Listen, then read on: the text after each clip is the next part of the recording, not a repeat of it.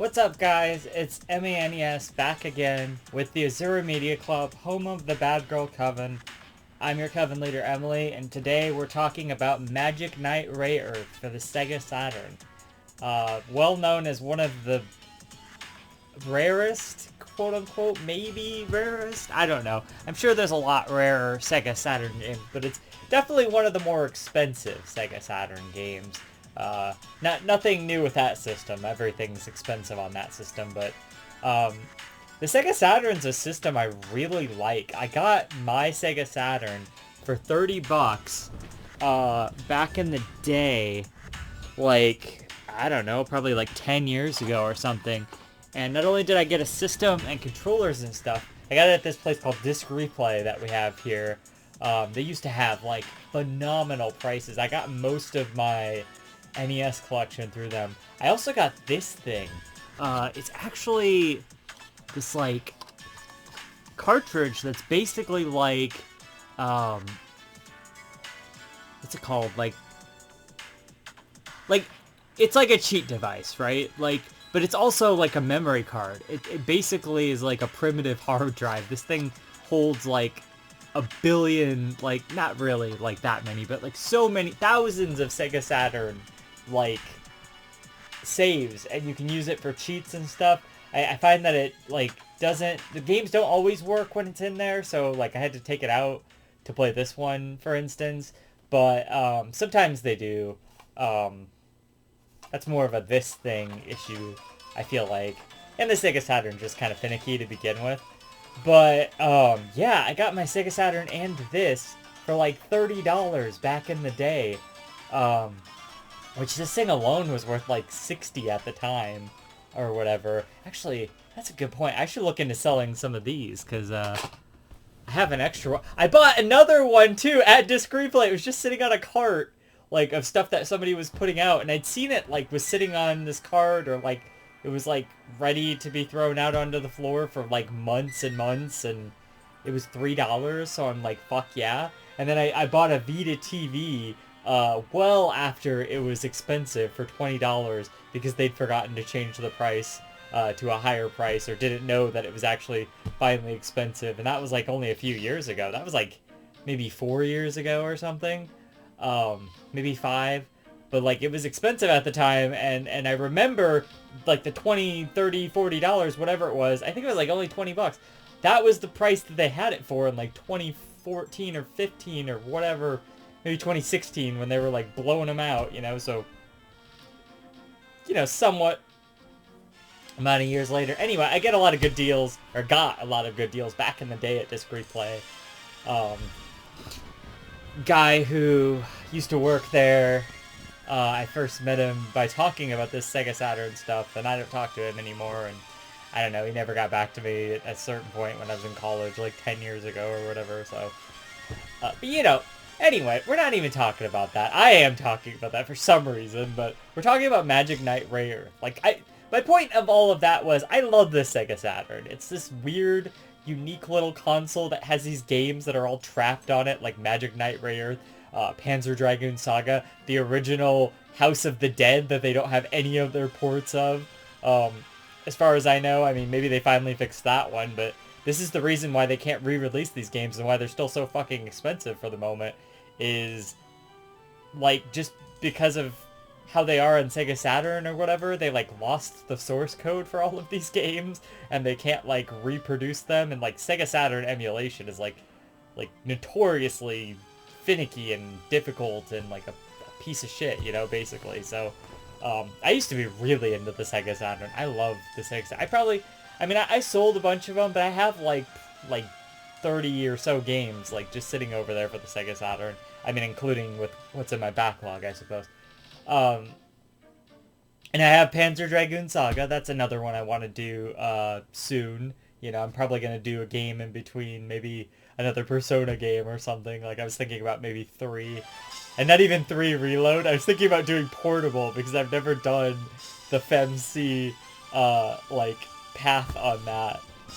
If I play Reload, then I'll never want to play Portable, so, like, I have to do that at some point, right? Because they're not going to release it for Portable, so. But anyway. we're getting off track again. Sega Saturn's really cool. I wanted to talk about it because it's like, there's a really good port of Resident Evil on there that has like exclusive enemies. Like Tomb Raider. Did you know Tomb Raider, that thing that you probably associate with the PlayStation, was originally a Sega Saturn franchise? It was going to be like a Saturn like exclusive franchise or whatever, and it's like, holy shit. Like, I would have loved to have seen like Resident Evil 2 on there, but that was like a little late for that. Or like Tomba or like Medieval or some of those other cool games like that would have been really neat to see on there. A lot of those PlayStation games would have been really cool to see on there. Initially, some of those had plans to be on Sega Saturn as well. I just love these big cases too and stuff. I don't want to touch this too much. I'm selling this, by the way. If it hasn't sold by this point, I don't know when I'm releasing this video. Actually, I can release it tomorrow. So yeah, at the time of the video being released, this is probably still for sale. It's in really nice condition. I got it a while ago on eBay for like a really good price. It was like, I don't know, like 400, 500 bucks. Maybe it was like 600 bucks. I don't think it was that much though. I think it was like $300 or $400. It was like a really good deal for this game. The same thing happened to me with Panzer Dragoon Saga. For some reason it was like $600 and it's in really nice shape and like it has all of the discs and everything, and I'm just like, okay, I'll take it. Like, you know, like why wouldn't I take it, right? So yeah, watch out for those. They're coming up on eBay there. But this one I've already listed. But yeah, anyway, so I beat the game. I beat Magic Knight Rayearth. Actually, another story, I know, where this is a tangent, right? Tangent thing. This is like the Two Dudes and a Nest podcast. Just tangent alert, like everywhere. Anyway, I tried to watch the anime for this. Actually, I mean, I did. I've seen the anime, like, I've seen, like, the first season and a half of this, like, 2 or 3 times of the dub version, because obviously the game was going to be dubbed, so I wanted to get, like, a taste for what the lore of the game was or whatever. You know, like what storyline I was jumping into. And in terms of that, it's kind of a lot of the events from season 1. You know, branched off a bit. I'm sure it's a little bit different. It's been a minute since I watched the actual anime. I was trying to watch the anime so I would be prepared to play the game. And it did give me a decent enough foundation from what I did watch of the anime, like the first season and a half or whatever, to kind of know what we were talking about or who these characters were, kind of remember some of these things. And I knew the twist at the end. Spoilers for Magic Knight Rayearth, by the way. So yeah, my edition, here, I'll be really careful. My edition is actually the Umi edition, the blue-haired girl. That's probably like the second rarest one. Like there's the Fu edition. That's the one I saw the most of on eBay there. So and then the Hikari edition I only ever saw like one of, which is pretty crazy. So that one must be a lot rarer. But yeah, I mean, so I watched the anime. I was kind of prepared for it. I didn't really know what the game was going in, even though it says right there, action RPG. I was expecting more like a turn-based RPG for some reason. It's much more like Zelda, like, but like the original kind of idea of Zelda, Link to the Past, I believe it was, where Miyamoto was like, I want to have it so you switch between characters and then like each character can do like a specific thing or whatever. That's kind of what this is like. Like each character has their own different weapons, even though the two have like basically the same weapon. Umi and Hikari both have swords. Like Umi's is more of like a straight like slash. Hikari's is more of like a you know like you know, like an arced slash, like a, I don't know. It's a flat clicker. No, I'm just kidding. You know, it's like a instead of like a, you know, so, and then Fu is like the best one because she has like arrows, which the original arrows aren't that great, but as soon as she like can charge up her attack, and then like those arrows, they lock onto targets, and they lock onto multiple targets, and they become like instantly the best weapon in the game. And not only that, but she's also the healer, so you have her as having healing spells. She also has like a defense spell like way late in the game. It's like the second to last spell you get, and I barely used it. But it's like a defense spell, but like also it's not, because you can't attack with it. So stupid. I should have used that in the volcano. I was getting my ass kicked in that volcano because there's lava everywhere. There's these fucking like you know that boss from Link to the Past? I'm bringing up Link to the Past a lot. The one where it's like the worm guy who's like he knocks you into like the holes and stuff, and you have to do the whole fight over again. It's like that, except you're platforming basically onto these different platforms, and also there's lava everywhere, and also there's boulders and the fiery fucking rocks falling everywhere because you're in the middle of a fucking volcano. So it just kept getting knocked off all the time, and you have such limited fucking health. It's not the limited health. It's like you do have a lot of health if you're like paying attention and you actually like picked up all the items throughout the game like I did. But even still, the enemies just like get stronger to kind of accommodate for that, which is bullshit. So then, like, you know, it only takes so many hits and then you're done. The retry kind of system is nice though. You just basically get booted back to the beginning of the dungeon. And you get full health and magic again and stuff. And if you're playing like carefully, you know, Fu's got her healing spells.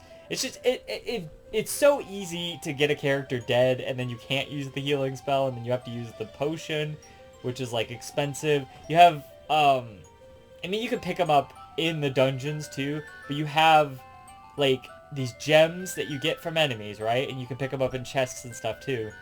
And the only thing you ever spend those on, there's one time at the very end of the game where you can get a magic jewel from it, which I'll talk about here in a second.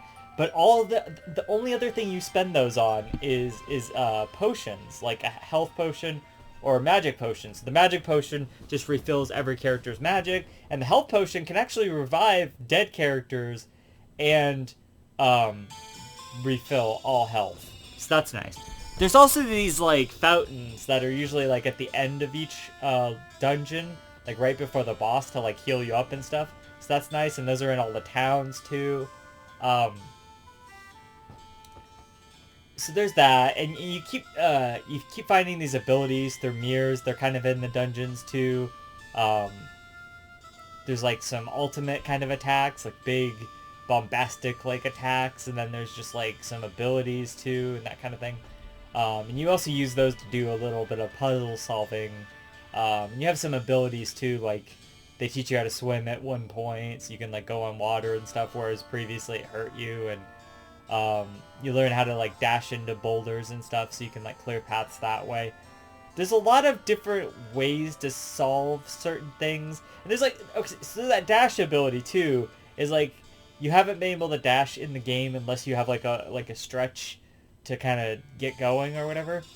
But then you get that dash ability and you're like, okay, cool, so now I can just run everywhere. But that's not how it works at all, because the Sega Saturn controller is weird, or just the way they programmed it is weird, because it's this button you have to, or it's this one they have to hold, and then you have to press the direction, but when you press the direction, it doesn't go that direction. You have to like, I don't even know how you had to like be moving while you were dashing or something.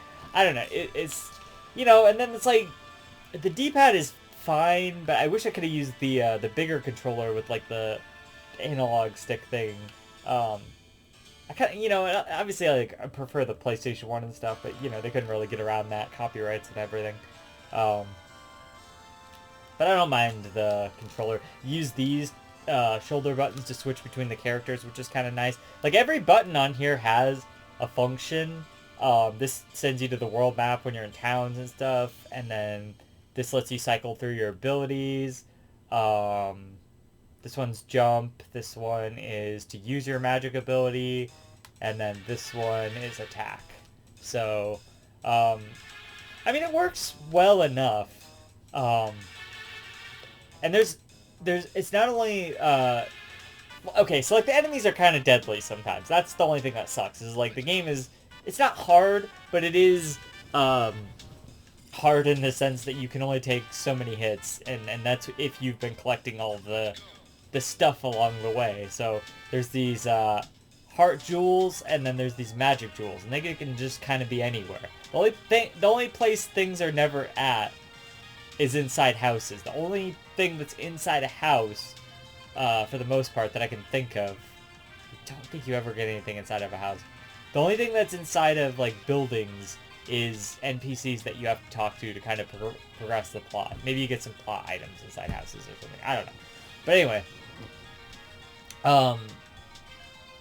Yeah. But, you know, there's some, like, basic puzzle solving, like you push aside a block or something, and, you it's more about figuring out how to get through the environment, and that's where it gets a little bit frustrating sometimes, is, like, they kind of obscure areas, and it's not always kind of clear where you're supposed to be going, because it's, like, a little bit open, but not, like, too open, but, and I guess if you don't pay enough attention, like me, you're not always clear on, like, what is the purpose of me going to this place. And, you know, the thing is, there's only so many guides for this game. There's only one guy who's played through the entire game and put up a video about it, and he kind of meanders. And he certainly doesn't have, like, an efficient run. Like, he's in dungeons, like, wandering around like I am, and I'm just like... Sometimes I missed something stupid, too, and that's what the game does a lot, is, like, I just missed this stupid thing, or I didn't realize... Like, I knew where it was supposed to be. Like, there was this pile of leaves this one time that I had to, like, blow away with Fu's, like, wind technique, and I'm like, okay, whatever. Like, there's this dungeon where there's these torches I had to put out, but, like, I totally forgot where the fuck those torches were, and then I'm like, torches. Then it, like, came to be, like, an hour and a half later, and I'm like, oh my god, I've been running about this stupid dungeon. It's over that way, you know, well, be over... That way. Yeah, that way. Which is that way for me. Anyway. So, some of the enemies are assholes, and they're too big for their own good. I don't feel like the bosses are all that hard. I usually took them down in, like, one try. But they're, you know, they're big and bombastic and stuff, and they're cool. But they're not too difficult, you know, other than the final boss. Honestly, Sega and his, like, mech form or whatever weren't that hard, but at the Princess Emerald machine form was very difficult. Because she has, like, a lot of different parts you have to destroy. Like, she has hands, and then you have to destroy the shoulders, and then you have to destroy the horns, and then you have to destroy her head, and, like, and each one has an attack, and some of them are really annoying, like the lightning and the lightning's actually not that bad. It's the little projectile ones that always get you, you know, and if you're not very good, or you're just, like, you know, when I was starting out, I wasn't very good, and I don't even think I got the hands the first time. I didn't know what I was fighting at, either. There's only, like, 2 guides for this game on, like, GameFAQs, and one of them is, like, very unspecific, and the other one is, like, actually pretty well put together, but, you know, trying to figure out this information wasn't as easy as it should have been. Like, I was hoping there would be a heart piece, or heart jewel and a magic jewel guide, but there wasn't. So I just had to kind of pay attention to where those were in the actual guide. This is how it used to be back in the day, by the way, when you're reading GameFAQs and, like, the guy didn't, like, specifically say how it was, and there was no YouTube to, like, fucking figure it out yet. You know, that magical little time in the early 2000s, right before YouTube was big enough to have all these Let's Plays and whatever. That's how it used to be. You just, like, would read through it, and you'd be like, that doesn't make any sense, and then you'd be like, what the fuck is going on? And you finally figure it out, and you'd be like, you didn't even say the right thing, man. Like, you know, whatever. But, so yeah, the heart jewels and the magic jewel. So it's a very interesting mechanic. So you have 3 characters that you're basically piloting, right? You can give them 1 extra magic point or 1 extra heart point, which are all part of like a bar, like a meter, you know. It's like Zelda, like heart pieces, you know, basically, or heart containers, or whatever they call the ones that like actually, you know, make your health or whatever. Anyway, so you find these all throughout the world and throughout the dungeons, and you have lots of little secret areas and stuff that they've like hidden. So you have to like really explore to find these.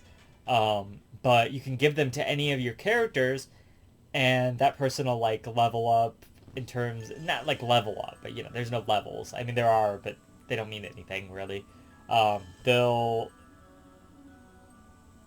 give you one extra peg of health or one extra MP. So theoretically, you can just put these all into one character if you're really just going to use one character, but you kind of have to have each character well-rounded, and that's kind of how I ended up doing it. So there's also some items that you can get at this Rainbow Junction shop that there's like one that I didn't get until like way late in the game, and I don't even know if it helped me at all, where it's like a magic ring, and you just stand still and then it like refills your magic, which is like very helpful. But you need these rainbow jewels to do it, and there's like 7 or 6 or something. I think it's like 7 different colors. Oh, let's see. There's just red, orange, blue, purple, indigo, and yellow. That's 7. Yeah, there's 7 different jewels, and to get these items, to get that magic ring specifically, you need 5 of each of those to give to this guy. Or you don't really give it to him. It's just like you keep those, but you just like show them to him or whatever, and you get that. So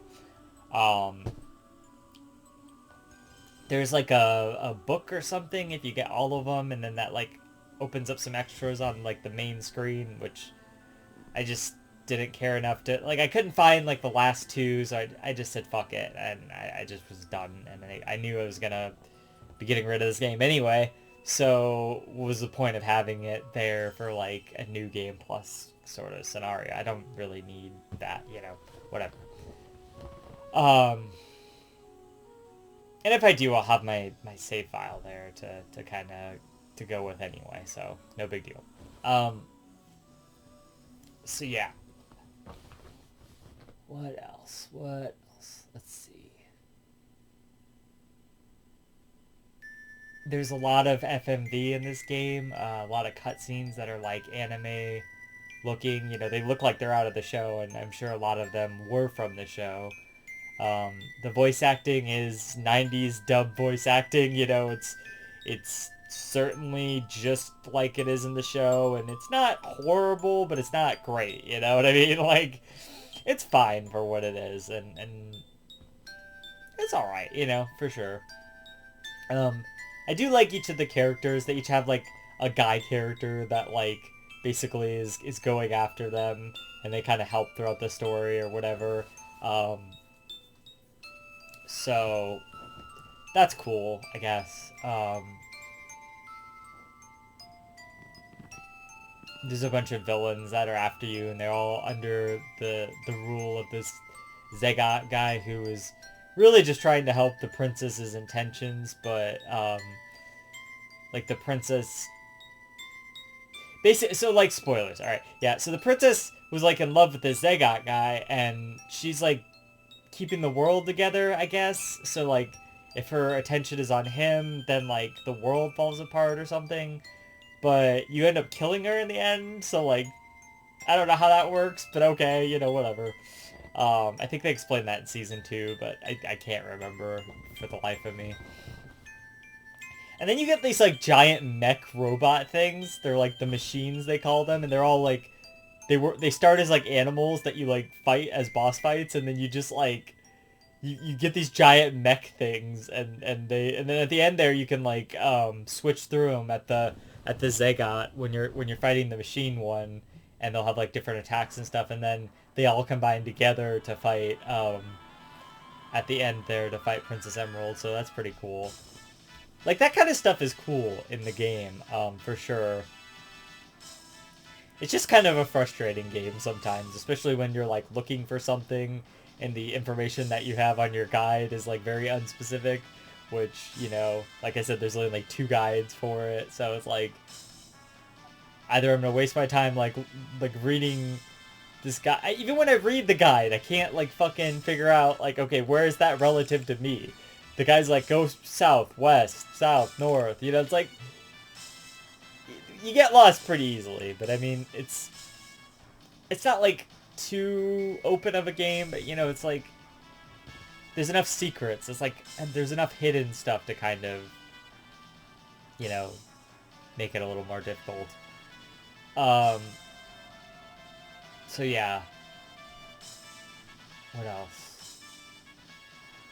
Music's pretty good, I guess. You know, typical RPG stuff. Pretty good though. I think it's a good looking game. It's very colorful and very very well done graphically.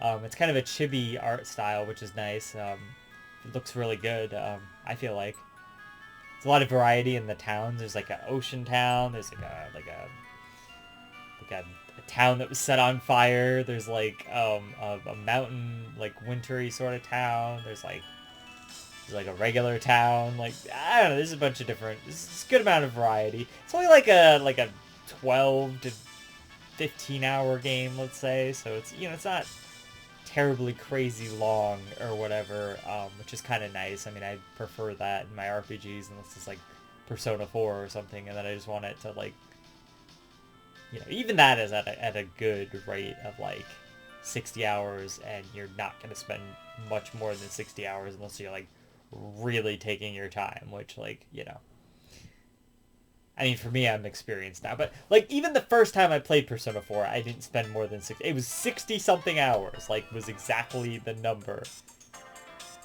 So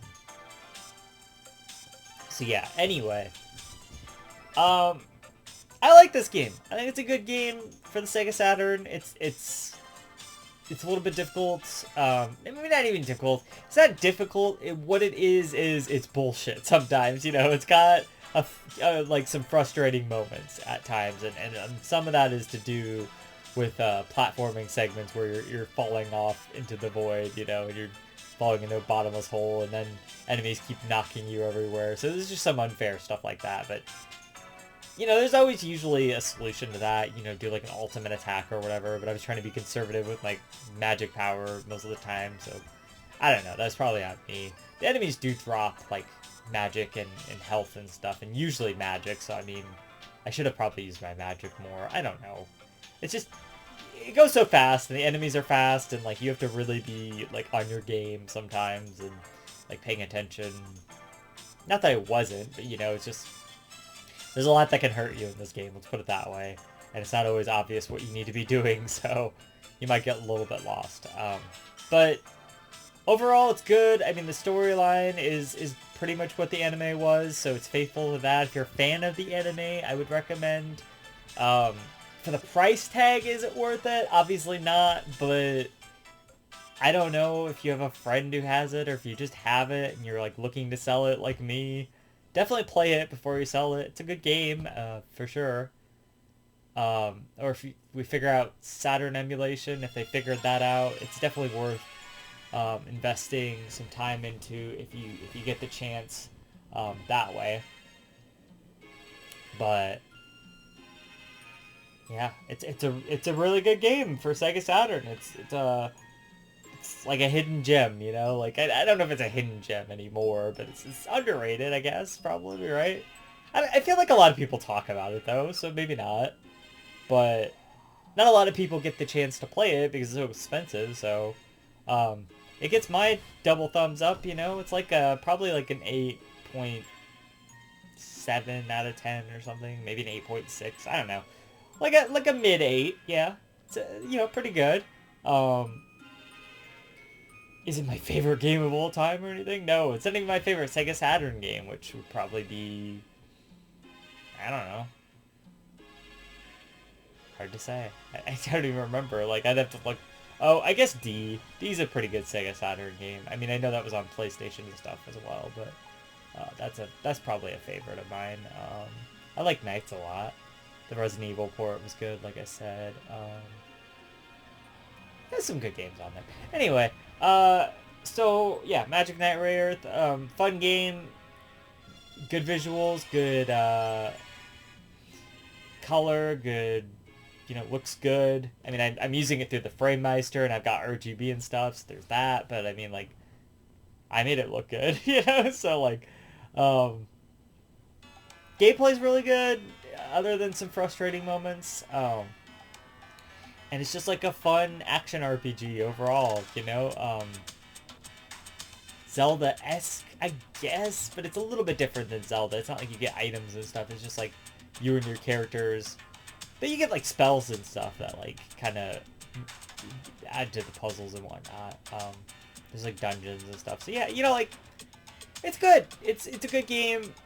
It's expensive, so that's kind of the main red flag there for most people. But good game. I really enjoyed Magic Knight Rayearth. I'm just trying to think of everything I could say about it because this is like the last time that I'll probably play it. I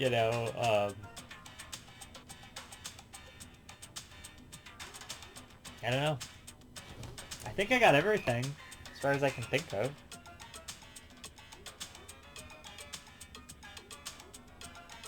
Yeah. It's a really fun game.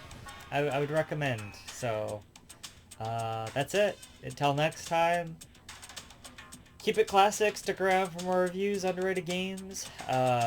Stick around, subscribe to join the Bad Girl Coven, and I'll see you guys in the next one. Emily